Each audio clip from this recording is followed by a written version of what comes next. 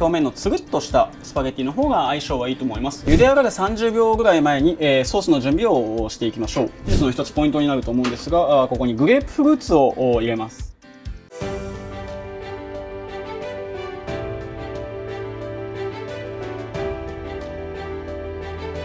代々木上原コンチェルトの井口です。今日は皆さんの食べ慣れた明太子スパゲッティを一味変わった形でご紹介したいと思います。はい、こちらが本日使う材料ですが、作りながらご説明していきます。まずは早速麺を茹でてしまいましょう。スパゲッティですね。こちらスパゲッティは、よく見慣れたものの中に表面のツルツルしたものとザラザラしたものと2種類、ありますが、今回は、できれば表面のつるっとしたスパゲッティの方が相性はいいと思います。もちろんザラザラのスパゲッティがご家庭にある方は手持ちのものを使っていただいて構いません。では茹でていきます。こちらお湯は、普通のお湯に、お湯の量に塩分濃度 1% 分の、お塩を入れた茹で汁を用意してください。こちら下味が麺について、味わいがキリッと引き締まりますので、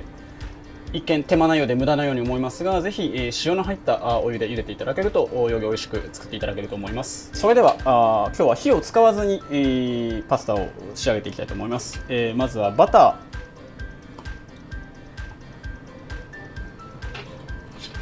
お醤油、こちらを麺を茹でている上でバターを軽く湯煎で溶かしていきましょう。もちろんあらかじめ、ある程度溶かしておいていただいても構いません。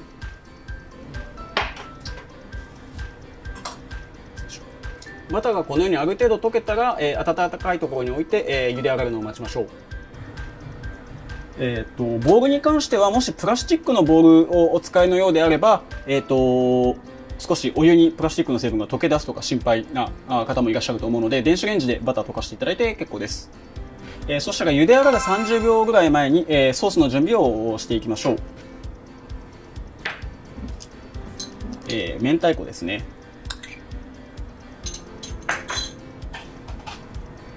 あとはバジリコ、もちろん刻んでいただいてもいいんですが、今日はあえて手軽にということなので、手でちぎって加えていきます。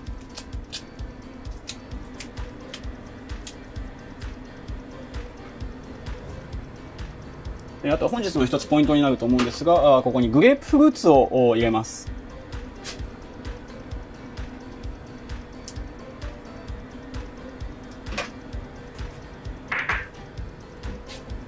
そしたら麺の茹で汁を少しだけ、加えてあげましょう。ソースをある程度トングまたはお箸でもいいですね、なじませてあげます。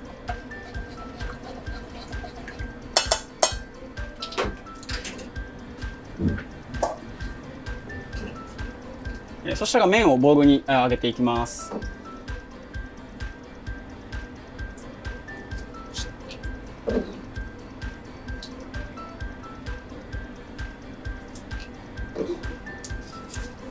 よく水分を切ってください。そうしましたら麺をソースに絡めて、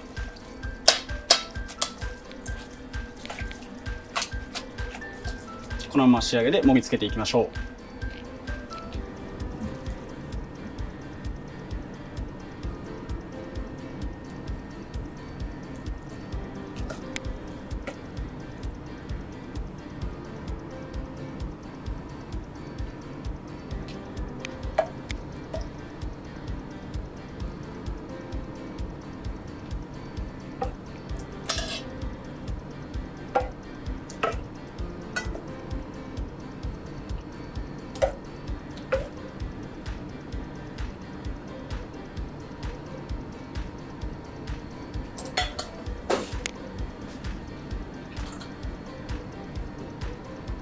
グレープフルーツは、ホワイトグレープフルーツでもいいんですが、明太子を使いますのでピンクグレープフルーツの方が、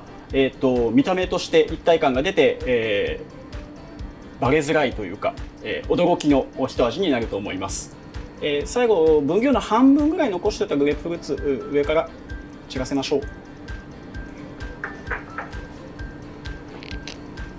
う。最後しらすを天盛りにのせ、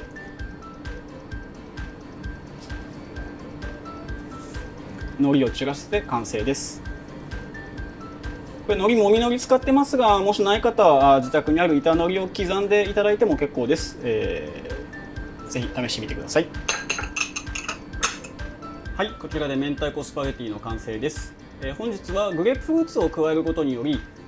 普段バターやマヨネーズや生クリームを使って、比較的重い味わいになりがちな明太子スパゲティを最後まで、冷めてまでさっぱりと召し上がっていただける仕立てでご用意いたしました。ぜひお試しください。